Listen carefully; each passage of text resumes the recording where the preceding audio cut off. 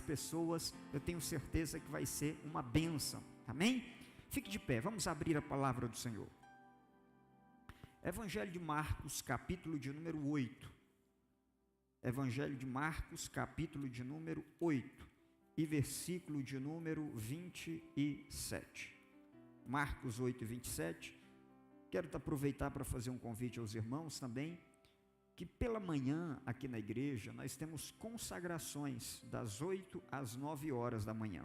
Se você pode participar, venha participar, tá certo? O pastor Vital e o irmão Marcos Jeová estão na liderança desse trabalho, tá bem? Os diáconos, não esqueçam, depois da reunião, eu e os pastores, nós queremos uma palavra com os senhores, bem rapidamente, tá bom? Marcos capítulo 8, versículo de número 27. Marcos 8 e 27. Eu vou ler um pouquinho antes. Eu vou ler a partir do verso 22. 22. Diz assim: eles foram para Betsaida. Para onde eles foram? E algumas pessoas trouxeram um cego a Jesus, suplicando que tocasse nele. Ele tomou o cego pela mão e levou para fora do povoado. Depois de cuspir nos olhos do homem e pôr-lhes as mãos, Jesus perguntou: você está vendo alguma coisa? Ele levantou os olhos e disse: vejo pessoas. Elas parecem árvores andando.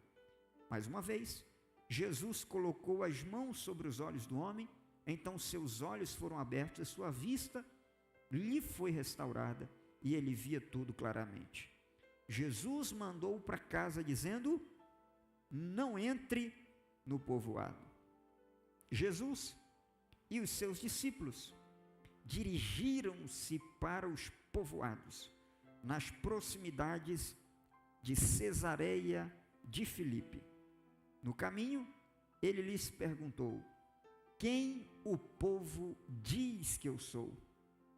Eles responderam: alguns dizem que és João Batista, outros Elias, e ainda outros um dos profetas. E vocês? Quem vocês dizem que eu sou? Pedro respondeu: tu és o Cristo. Jesus os advertiu que não falassem a ninguém a seu respeito. Repita comigo: e você? Mais forte: e você? Quem você diz que eu sou? Feche seus olhos, Pai. Mais uma vez falamos contigo e te pedimos, ó Deus, que ministre ao nosso coração, a nossa alma, bem como também a nossa mente nessa noite. Queremos ser exortados, queremos ser corrigidos, orientados, fortalecidos pela Tua palavra, pela direção sensível, porém precisa, do Teu Santo Espírito, que sonda as mentes e os corações. Muito obrigado, Pai. Muito obrigado. É o que nós te pedimos. Por Jesus Cristo, também te agradecemos. Amém. Tome seu assento, por gentileza. Meus irmãos e irmãs, o texto que nós lemos agora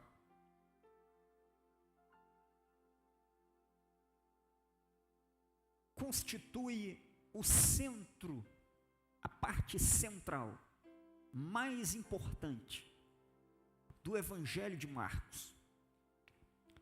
Aqui nós temos a confissão mais importante do cristianismo. Aqui nós temos a parada mais estratégica e necessária na trajetória do discipulado que Jesus ministrou aos seus discípulos.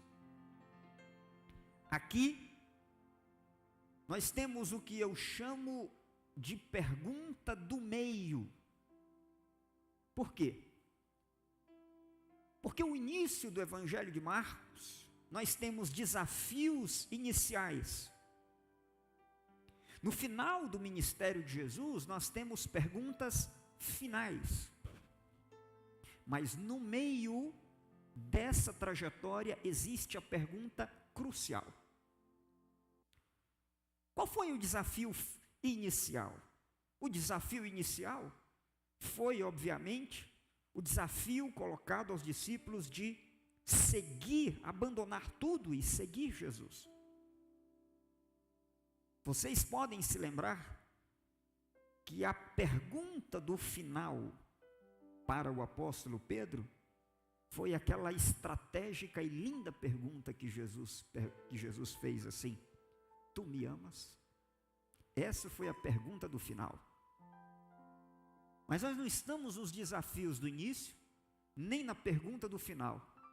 Nós estamos aqui para falar da pergunta do meio, da pergunta central, da pergunta que divide o antes e o depois do ministério, da caminhada, da trajetória desses discípulos. A pergunta do meio é feita por Jesus nos seguintes termos: o que eu sou para você? De novo, a pergunta central para os discípulos foi: o que eu represento para você? Antes de falar e detalhar um pouco mais sobre essa pergunta do meio, eu quero que vocês entendam a estrutura do Evangelho. Eu quero que vocês entendam o que está acontecendo aqui, porque na Bíblia, até a localização de cada palavra tem um porquê, tem uma razão de existir. Mas em rápidas palavras, deixe-me lhe situar nessa pergunta do meio. O Evangelho de Marcos, ele tem 4 momentos da trajetória dos discípulos. O primeiro momento na trajetória dos discípulos é o que nós chamamos de momento de formação. Jesus está formando o grupo, agrupando as pessoas para segui-lo. O segundo momento é um momento de preparação. É um momento em que Jesus vai dar para os discípulos e vai fazer com os discípulos uma jornada de preparação. O terceiro momento é o momento que nós chamamos de provação. E o último momento é o momento do envio. Se você pensa numa formação acadêmica, na sua prova de faculdade, você vai ter uma jornada parecida. Primeiro, a formação, você entra na universidade. Depois, você vai ser preparado ao longo de vários anos, você vai ser preparado. Vamos imaginar aqui, estou lembrando aqui de algumas pessoas que eu sei que fizeram OAB. Então imagine que durante 4 anos você vai ser preparado para um dia fazer uma prova. Depois que você é preparado, tem o momento da prova, a aprovação. E depois desta prova, tem o momento do iniciar a trajetória, do você ser enviado para realizar e desempenhar a sua função. Sim ou não? Todas as formações seguem essas etapas: formação, preparação, provação e envio. E Jesus não é diferente. O Evangelho de Marcos, do capítulo 1 ao 8, nós temos a formação dos discípulos. Do capítulo 8 ao 10, nós temos o momento da preparação dos discípulos, uma preparação mais intensiva para uma prova, que logo vem dos capítulos 11 ao 15, que é o momento de Jesus na cruz. E o final é o capítulo 16, é Jesus fazendo o envio, como disse o pastor Nascimento aqui, indo buscar as almas. Jesus diz: ide por todo mundo e pregai o evangelho a toda criatura. Então, a mensagem de hoje, que é a pergunta do meio, que são os desafios da jornada de um discípulo, está exatamente no momento crucial, no momento em que Jesus vai preparar esses discípulos. Mas toda preparação não acontece de uma forma rápida, acontece em etapas. Tem muita coisa na nossa vida que não acontece de forma instantânea, mas acontece em etapas, é um processo. Deus é especialista em nos aperfeiçoar através de processos. Com os discípulos não é diferente. O capítulo 8 ao capítulo 10, nós temos um treinamento intensivo. Nós temos uma jornada aqui em que Jesus vai preparar os discípulos de uma maneira mais intensa. Jesus vai começar a falar de assuntos difíceis. Preste atenção. Quando Jesus quer elevar o nível dos discípulos, Jesus aumenta a dificuldade dos assuntos e das provas. Quando Jesus quer levar os discípulos a um novo patamar, Jesus dificulta a prova. Tem gente que olha para a prova, especialmente para provas difíceis, somente como uma prova em si mesmo, como algo que não tem um propósito, não conseguem, são pessoas desprovidas da visão que enxerga o propósito. Mas quando Deus permite que nós passemos por provas difíceis, Deus quer nos promover, Deus quer nos elevar, Deus quer nos abençoar. Então, Jesus faz isso com os discípulos e por 3 vezes, quantas vezes? 3 vezes nessa etapa do meio, que do capítulo 8 ao capítulo 10, Jesus vai falar sobre a cruz. Jesus vai falar sobre o quê? Cruz. Quantas vezes? 3 vezes. Primeira vez, Jesus vai falar da cruz. Segunda vez, Jesus passa alguns dias, fala da cruz. Passa mais alguns dias, pela terceira vez, Jesus fala que precisa morrer na cruz. A palavra que Jesus usa sempre é dei. A expressão grega significa é necessário, é preciso. Jesus está colocando no centro da necessidade, no centro desse ensinamento, a compreensão da cruz. E tem uma coisa muito linda no Evangelho de Marcos, que algumas pessoas já perceberam. É o que a gente chama de segredo messiânico. Eu vou explicar. Segredo, em tese, é aquilo que você não conta para ninguém.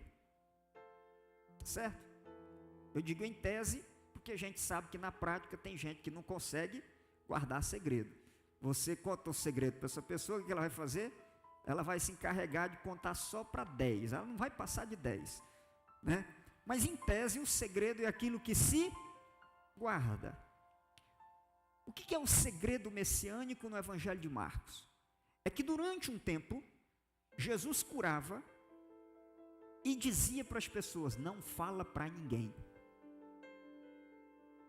Nos 8 primeiros capítulos do Evangelho de Marcos, por mais de 7 vezes, Jesus aparece instruindo pessoas a não contarem um milagre. Não fala para ninguém, não conta o que eu fiz. Tem um demônio endemoniado lá, né, que fala pela boca de um homem, o demônio fala pela boca de um homem que está endemoniado. E ele quer dizer, eu sei quem tu és. Jesus disse, cala tua boca, não está autorizado a dizer quem eu sou. Está no início do Evangelho de Marcos. Jesus proíbe dizer quem ele é. Como assim? Jesus não queria ser conhecido? Sim, mas Jesus queria ser conhecido da maneira certa. Então veja, do capítulo 1 ao capítulo 8, Jesus proíbe de falar quem ele era. Mas do capítulo 9 em diante, Jesus não proíbe mais. Por quê? Porque é exatamente no capítulo 8 que Jesus começa a revelar a sua identidade. O que Jesus faz no capítulo 8? Revela a sua identidade. Qual é a sua identidade? Essa identidade é revelada aos discípulos. Um deles em especial recebe essa revelação e diz assim, eu sei quem tu és. Quem eu sou para vocês? Ele diz, eu sei. Então me diga, quem eu sou para você? Qual é a minha identidade? O que eu represento para você? E Pedro diz, tu és o Cristo, o Filho do Deus vivo. Tu és o Messias que eu aguardava. Só que aí, Jesus vai dizer, Pedro, você precisa entender que tipo de Messias eu sou. Por que Jesus proibiu de falar quem ele era antes? Porque quando as pessoas não têm uma compreensão correta, o que eles vão falar errado, sim ou não? Quem não tem experiência, quem não conhece a identidade de Jesus, se for falar de Jesus, vai falar errado.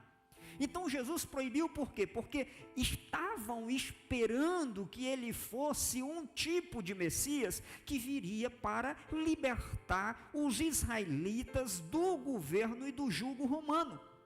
E Jesus está dizendo, eu vim para morrer na cruz.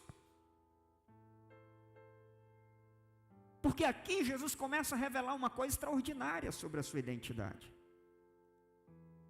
É que com Jesus, a vitória não se dá em aparência de glória.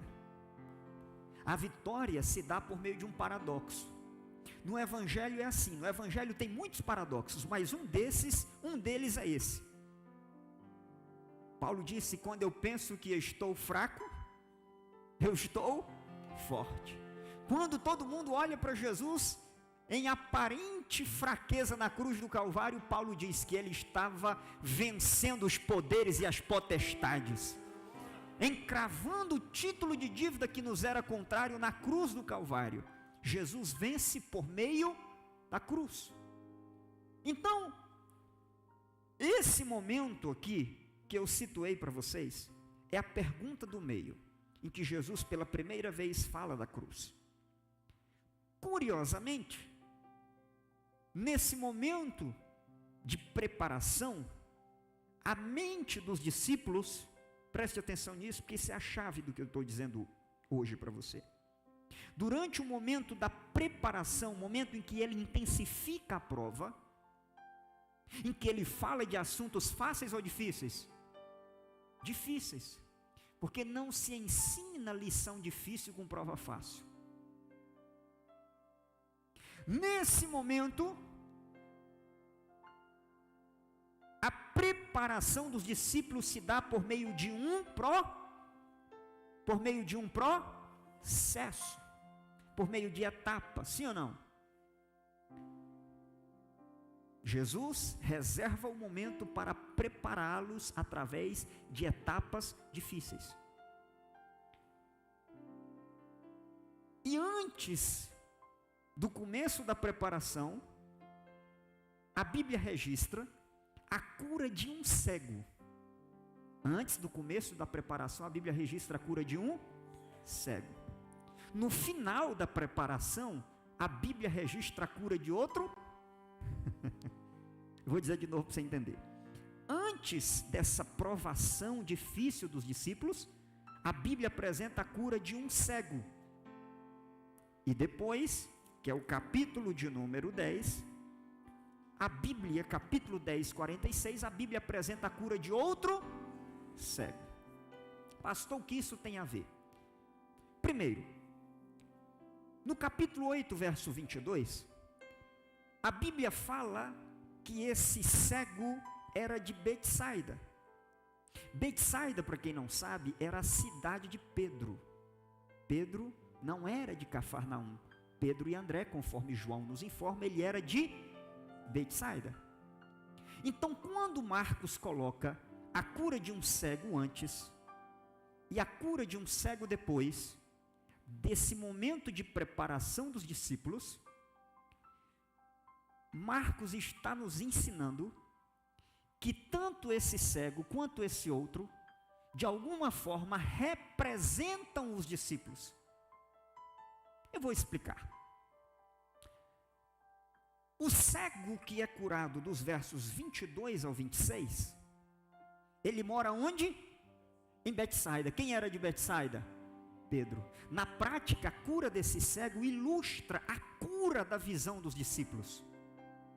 Escute isso. O cego é de Betsaida. Pedro é de onde? De Betsaida. Veja outro detalhe. O cego,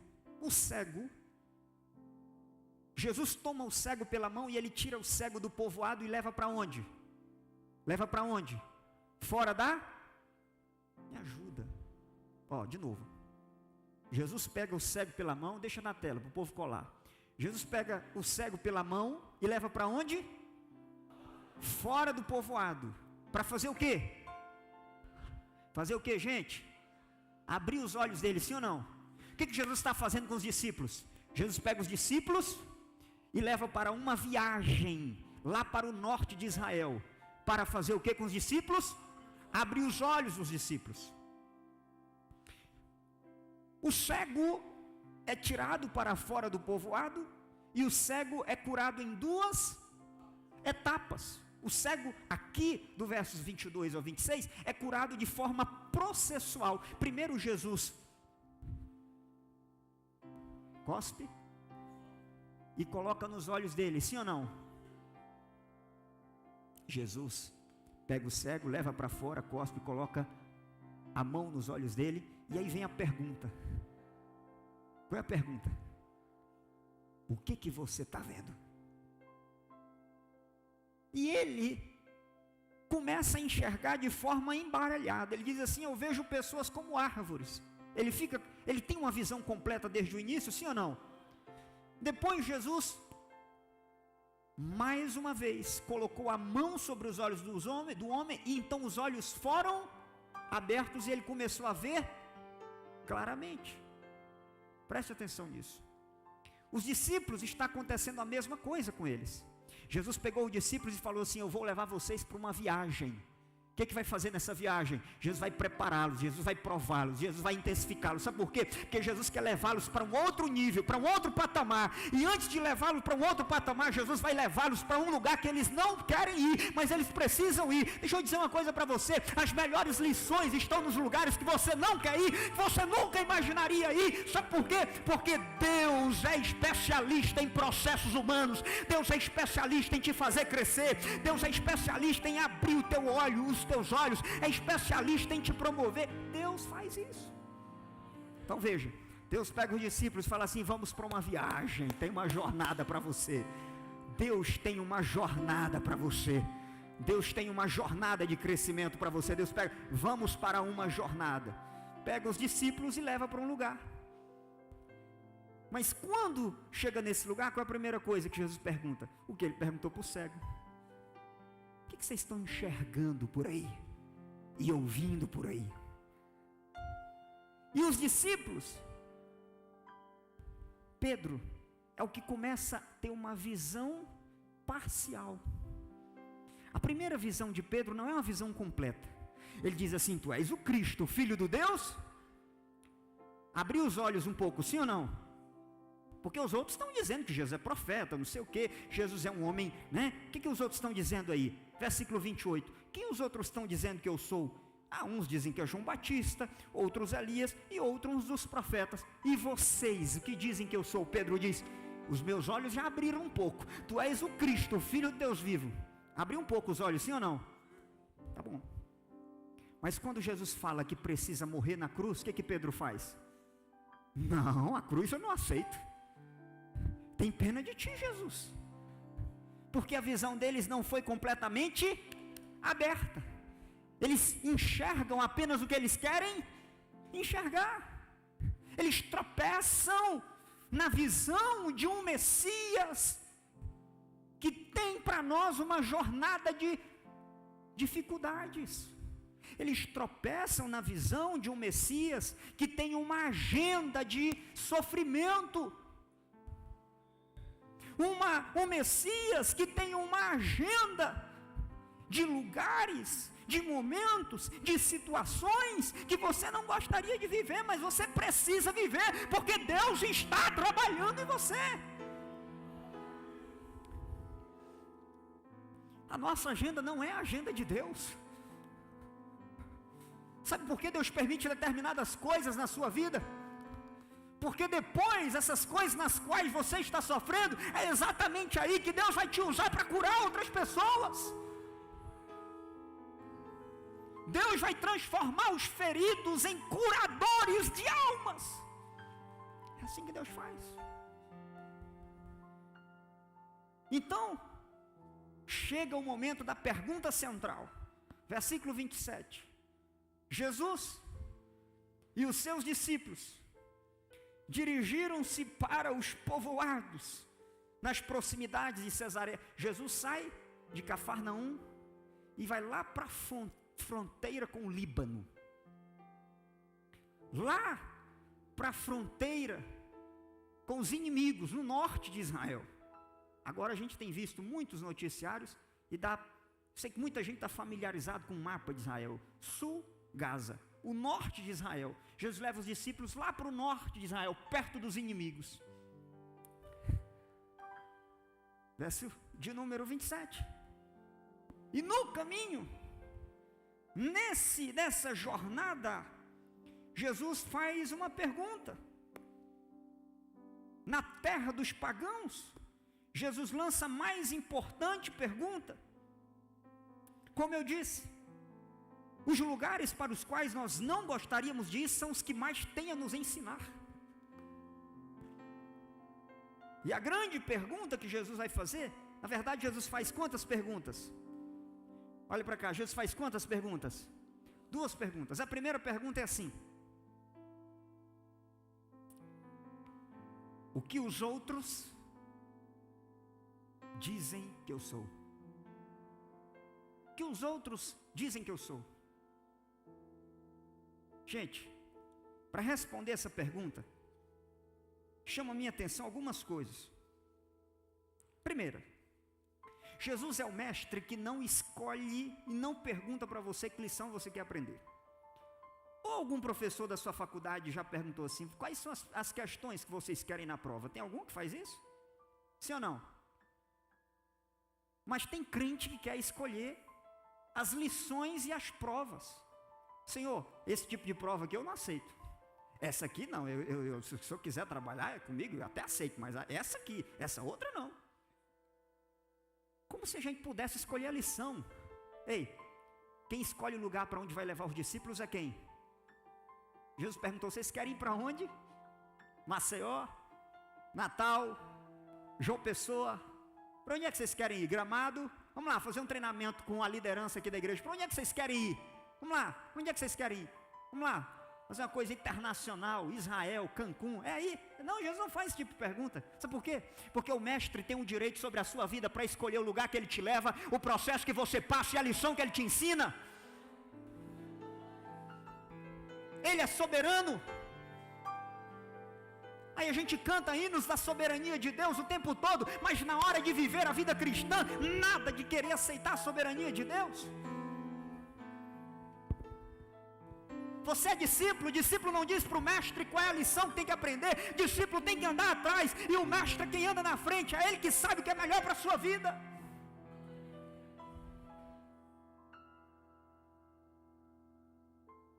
Nós somos discípulos com atitude de professor, de mestre. E Jesus leva os discípulos para um lugar onde tem inimigo, um lugar onde tem idolatria, um lugar onde é difícil. Eu posso imaginar os discípulos não querendo ir, não querendo percorrer aquela jornada. Aquele era um lugar completamente idólatra. Quando a gente chega lá em Cesareia de Filipe, A gente tem uma aula naquele lugar lá extraordinária, porque a gente vê os restos dos templos pagãos naquele lugar. Jesus leva os discípulos para lá. Por quê que Jesus leva os discípulos para dizer quem Jesus é, em lugar de idolatria? Porque dizer quem Jesus é aqui dentro é fácil, é difícil dizer quem Jesus é lá no mundo, no meio das dificuldades, quando você está sendo tentado a mostrar que Jesus mora dentro de você, e que você é crente de verdade, e que Jesus é digno de morar na sua vida, ou que você é digno de portar o nome de Cristo. Então Jesus leva os discípulos para um lugar, dizer quem Jesus é lá no templo de Jerusalém. Ele não leva para o templo de Jerusalém. Jesus não leva os discípulos para dizer quem ele é lá no culto das 18 horas. Para vir cantar. Se Deus fizer, Ele é Deus. Se não fizer, Ele é Deus.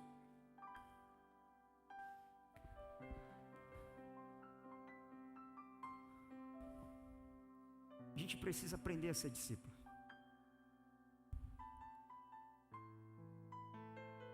Eu fico grato a Deus, como o nome de Deus é louvado através das nossas vidas, quando a gente passa por provações e permanece fiel.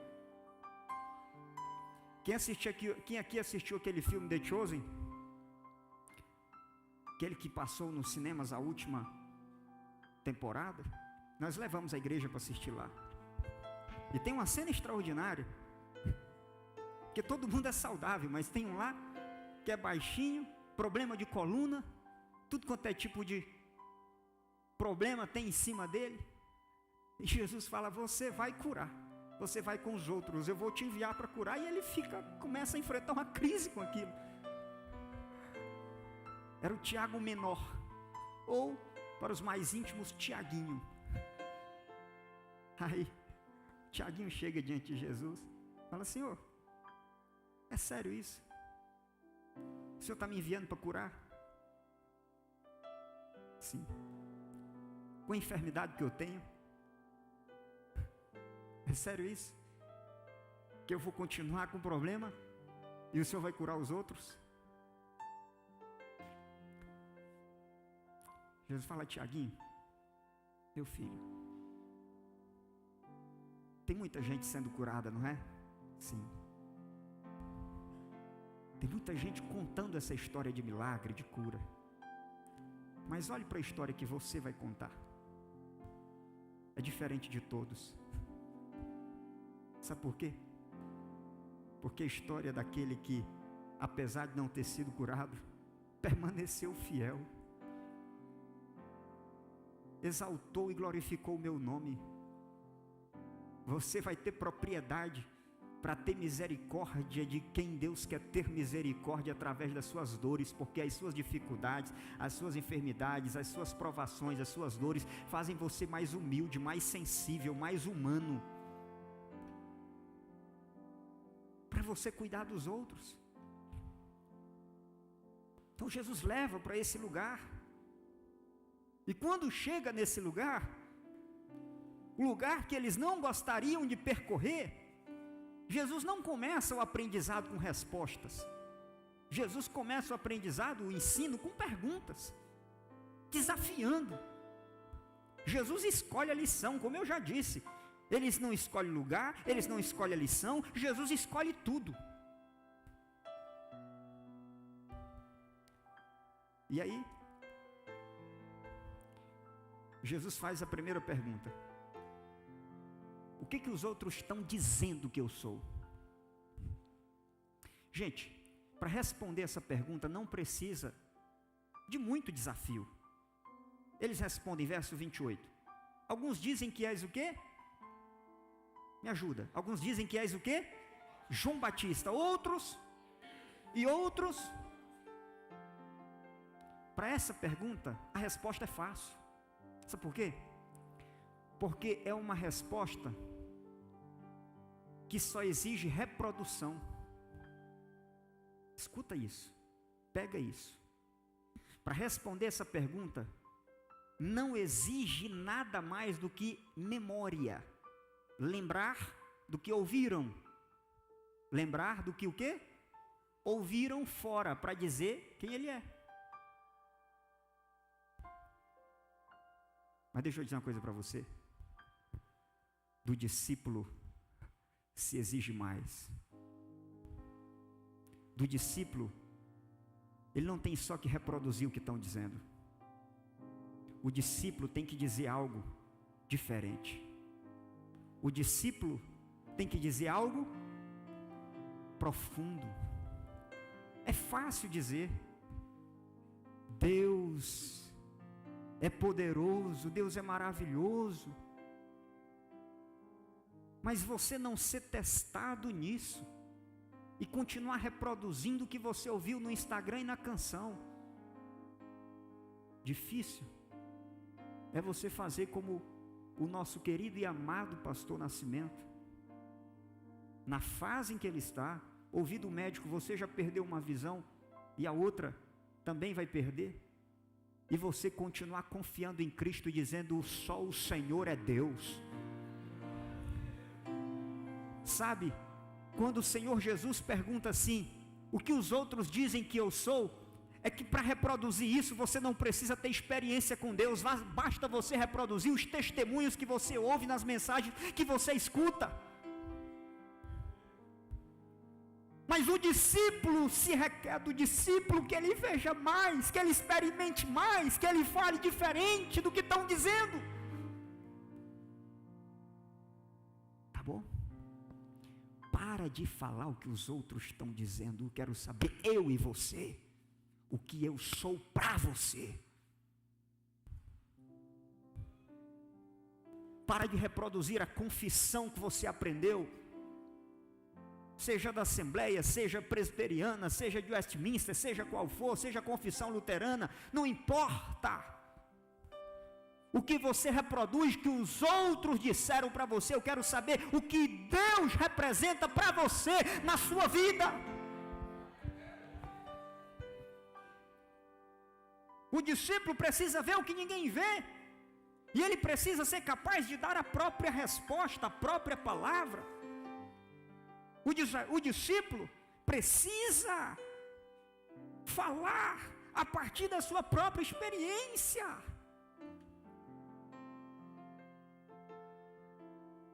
Nós vemos uma época em que as pessoas não têm mais experiências com Deus. Meu Pai do céu, eu fico vendo quanta superficialidade. Testemunhos que a gente ouve, parece que é testemunho do ano passado. Não venha pedir, deixa eu dizer uma coisa para você, não fique aqui contando testemunho de 4 anos para trás não. Você já perdeu a época de contar essa bênção. Crente que demora 4 anos para poder contar um testemunho na igreja. E quando vem, o único testemunho que tem é de 4 anos atrás. O que você viveu esses últimos 3 anos? Você estava desviado, que não tem testemunho para contar?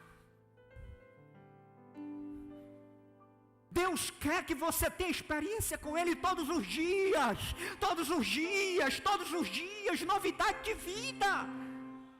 Para de viver do passado, para de viver das experiências dos outros, para de contar acerca de Jesus o que Ele é para os outros. É um profeta, é João Batista, é Elias. Ele quer uma confissão pessoal que seja idêntica com a verdade de vida que você apresenta, o que eu sou para você.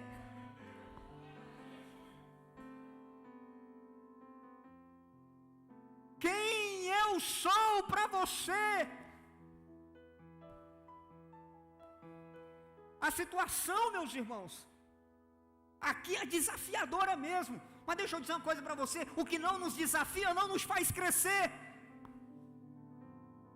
O que não nos desafia não nos faz crescer.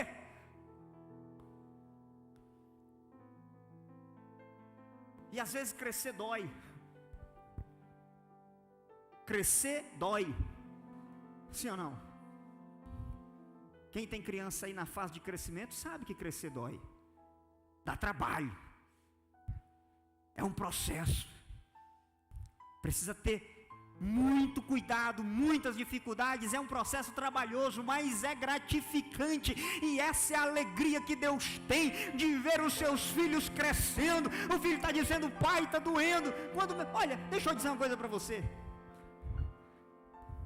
Sentimento de pai, tá? Sentimento de pai. Se um filho chega para nós e fala assim: pai, eu estou com dor de ouvido. Aí você se preocupa e leva no hospital. Sim ou não? Se o filho chega para você e fala assim: pai, estou com muita dor de cabeça, nunca sentiu dor de cabeça, você pega, leva no hospital. Ok? Sentindo uma dor diferente aqui, tá? Ok, vamos cuidar, levar no hospital. Mas o menino fala assim de manhã, ou à noite, ou no meio da noite: pai, a perna está doendo. Leva esse menino no hospital? Não. Lembro que minha mãe tinha lá um bálsamozinho que passava na perna, resolvia o problema. Esse é o tipo de dor pelo qual o pai, não é que ele não sente, mas é que ele sabe que tem um propósito. Ele não fica preocupado a ponto de chorar, sabe por quê? Porque ele diz assim: é sinal de que eu estou vendo o seu progresso. Quando o filho diz para o pai, diz assim: Senhor, está doendo. Ele falou: não tem problema, está doendo? Sim, está doendo, mas você está aprendendo. Está doendo, mas você está crescendo. Está doendo, mas você está prosperando. Está doendo, mas você está sendo aperfeiçoado. Está doendo, mas eu estou te elevando a um nível diferente, porque aquilo que não dói, não nos desafia, não nos faz crescer.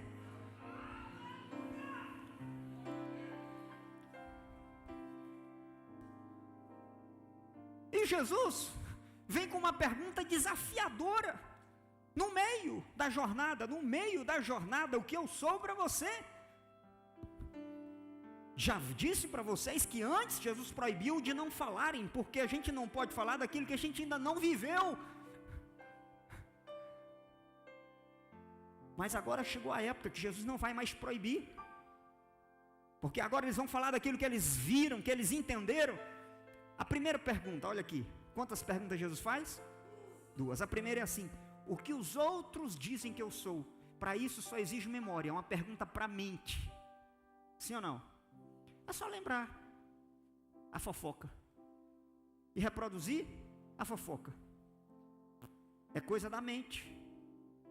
Chama a mente. Não exige posicionamento, nada. Reproduzir a resposta dos outros não exige posicionamento. Sim ou não? Como é que quando os repórteres não querem se comprometer com alguma coisa, especialmente agora na época que está tendo essa guerra entre Israel e Jordânia, as pessoas não querem se posicionar, o que eles estão dizendo? As emissoras não querem se posicionar, falam assim: o jornal, o representante de Israel disse isso, isso, isso. Então eles dizem assim, eles colocam a coisa na terceira pessoa, porque quando você coloca na terceira pessoa, você não se comprou. Quem foi que disse? Disseram.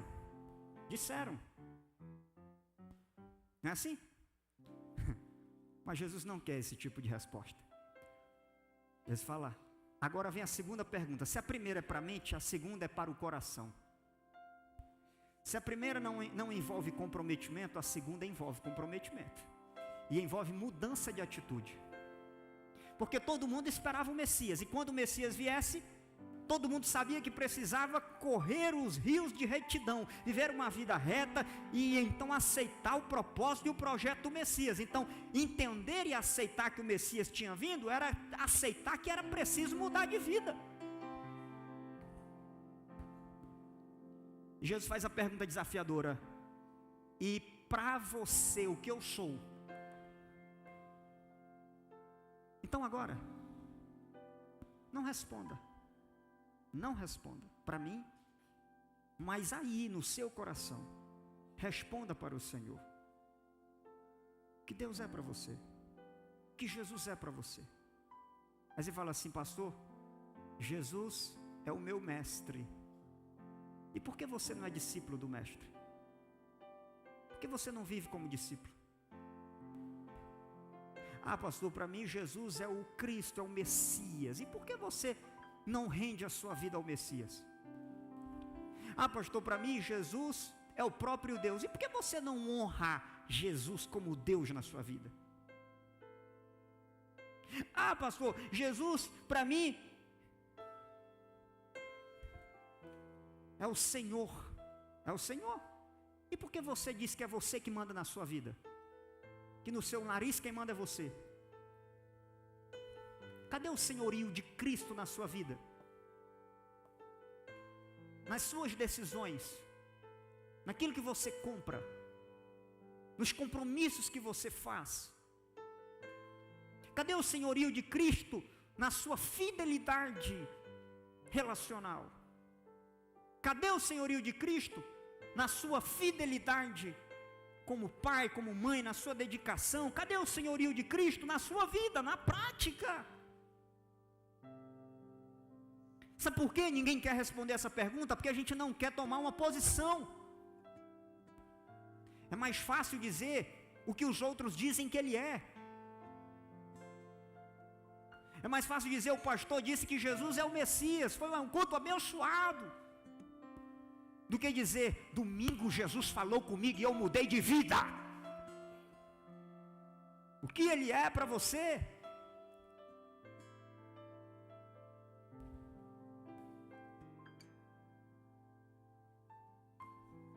A pergunta central,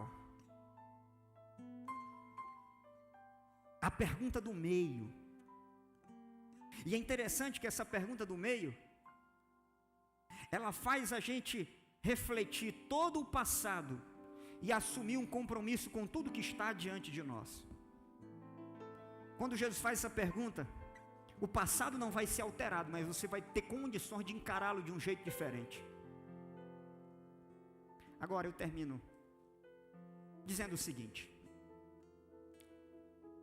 antes desse processo, teve a cura de um, e no final teve a cura de outro, e a cura desses cegos ilustram o processo de crescimento espiritual desses discípulos. Então veja, o primeiro cego foi curado em etapas, assim como os discípulos começaram a entender que tipo de Messias Jesus era, em etapas. Mas agora, depois que a provação passou, a prova, não é que a provação toda passou, mas o momento de preparação intensificado está acabando, e agora vem a prova. Então a Bíblia fala que quando Jesus está chegando em Jerusalém, Jesus já preparou os discípulos. Olha para cá, olha para cá. Jesus preparou os discípulos, eles estão preparados para ir para Jerusalém. O que vai ter em Jerusalém? Jesus vai receber um trono, ou vai receber uma coroa de espinhos? Jesus vai receber uma cadeira ou vai receber uma cruz? Então veja, Jesus primeiro preparou eles, por isso ele escolheu a lição, ele escolheu o lugar, ele fez a pergunta certa, e agora ele pega os discípulos e fala: agora nós vamos para Jerusalém.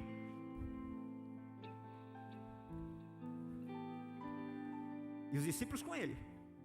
Vai ter coisa fácil em Jerusalém, sim ou não? Só que antes de chegar em Jerusalém, passa num lugar chamado Jericó. E a Bíblia diz que em Jericó tem um cego, e o nome do cego se chama Bartimeu, conhecido como filho de Timeu. Chegando a Jericó, eles encontram um cego.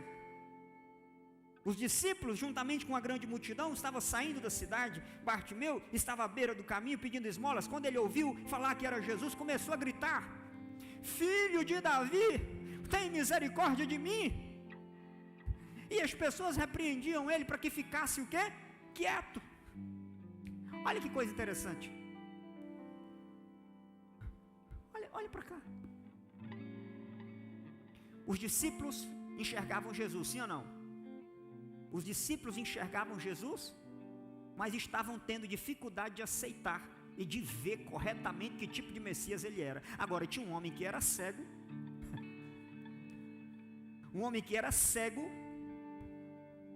mas que o coração dele enxergava mais do que o coração de todos os discípulos, porque os olhos estavam cegos, mas o coração estava aberto.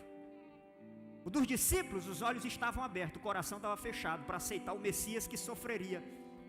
Porque que tipo de Messias os discípulos estão esperando? O discípulo que vem para reinar com armas, com guerra e etc. E que tipo de Messias esse Bartimeu está esperando? Um Messias que vem para curar. O Bartimeu enxerga um Messias que os discípulos não estão enxergando, porque ele está com os olhos fechados, mas o coração dele contemplou o Messias. E o Bartimeu diz: quem é que está aí? É Jesus. Eu sei quem ele é. Jesus, filho de Davi. Eu sei que o senhor não veio para guerrear, eu sei que o senhor veio para curar, então tem misericórdia de mim. Olha que coisa extraordinária. E aí o povo falava: fica quieto, cala a tua boca, cala.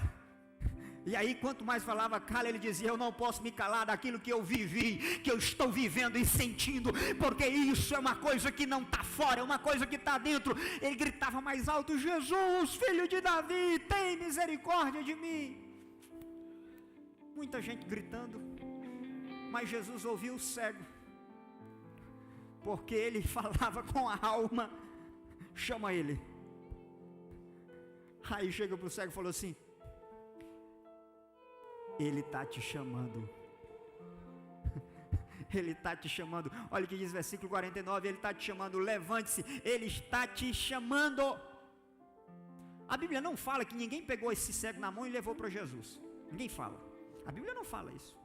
Mas aqui nesse texto que a Bíblia fala é que ele jogou a sua capa para o lado, ele deu um salto, se coloca de pé, e o que ele faz? Cego vai até Jesus. Como é que o cego vai até Jesus? Porque o coração dele enxergava Jesus. Esse é o tipo de crente que a provação não faz ele parar de enxergar Jesus. Esse é o tipo de crente que a provação não faz ele abandonar Jesus. Esse é o tipo de crente que ele pode até não estar conseguindo caminhar, mas ele ouve, ele sabe de onde vem a voz, ele vai até Jesus. E ele chega, e Jesus faz pergunta de novo: o que quer que eu lhe faça? Ele falou: mestre, eu quero ver. A Bíblia diz que ele respondeu: eu quero ver. Jesus falou: a sua fé o curou, vá. Põe na tela, verso 52, vá. Jesus falou: vá. Sua fé o curou. 10:52. Só que a Bíblia diz que ele não foi. Deus falou assim: vai. Aí a Bíblia diz: imediatamente ele recuperou a visão. Sabe o que ele fez? Ele falou: Jesus, você me permite uma coisa? Eu posso ter o direito de não ir? Eu quero ficar contigo. Jesus, eu posso ficar contigo? Eu sei que o Senhor mandou eu ir, mas eu não quero ir, eu quero ficar contigo. E a Bíblia diz que esse cego faz o quê? Segue Jesus pelo caminho. Para o caminho de onde? Capítulo 11, versículo 1. Eles foram para Jerusalém. Aqui está um cego que representa a atitude que os discípulos de fato deviam ter.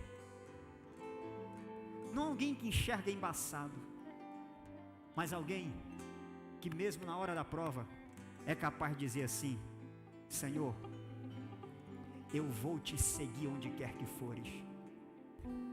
Senhor, está doendo, mas eu vou continuar sendo fiel. Senhor, eu não estou entendendo, mas eu vou continuar sem entender, porque eu sei que Tu entende, e o Senhor entende e cuida de mim. Então vamos orar. Tem um louvor? Vamos louvar.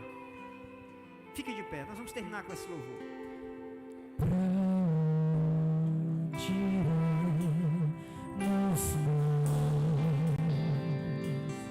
Só Tu tens a vida eterna, pra onde iremos nós? Só Tu tens a vida eterna. Olha, enquanto esse louvor está sendo entoado, eu quero fazer uma pergunta.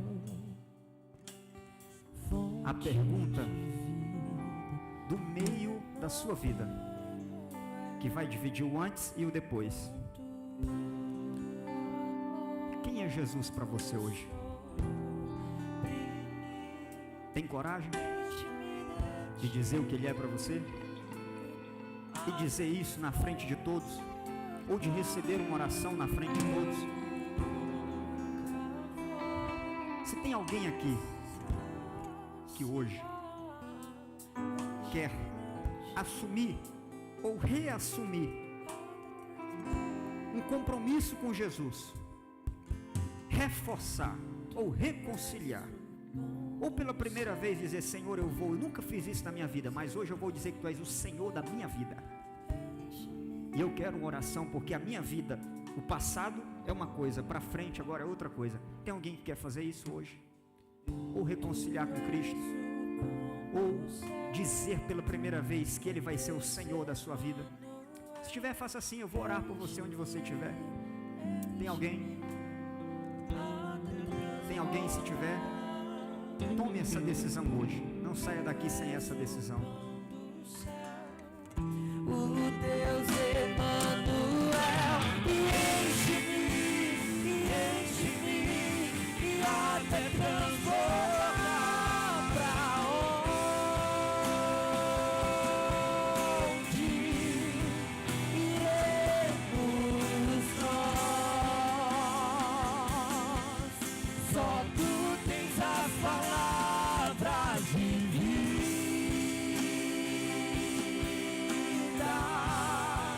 e eterna. Pra onde iremos nós? Tu és o pão do céu, o Deus Emanuel. Enche-me, até transformar. E Tu és o pão do céu, o Deus Emanuel. Enche-me, até transformar. Pra onde iremos nós? Só Tu tens as palavras de vida eterna.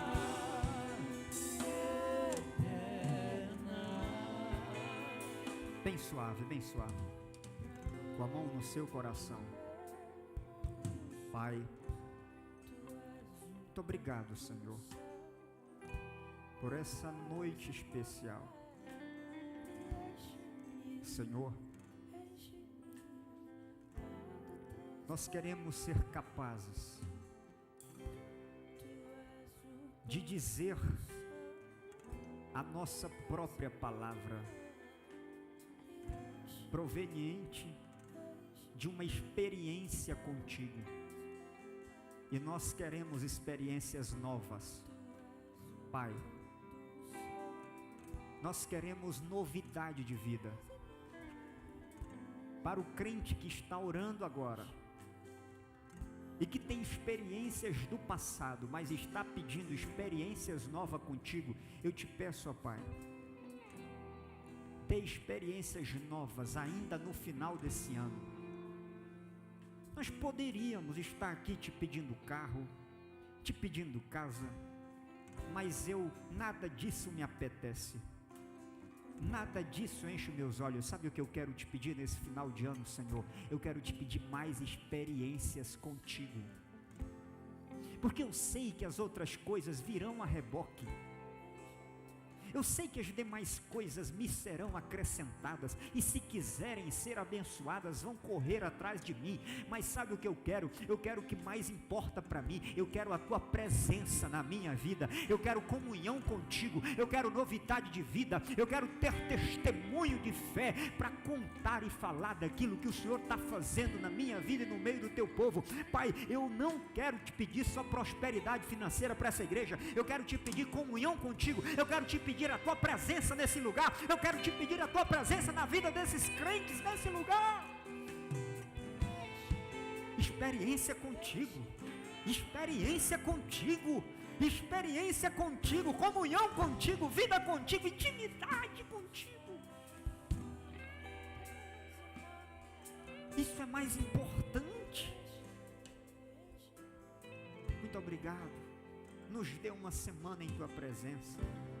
Abençoa o Teu povo, abençoa o Teu povo, com comunhão, com experiências. Muito obrigado, muito obrigado, é o que te pedimos e te agradecemos, E que a graça do nosso Senhor Jesus Cristo, e que o amor de Deus, o nosso Pai, e que a doce consolação do querido Espírito Santo seja com o povo de Deus, não só hoje, mas para todo sempre.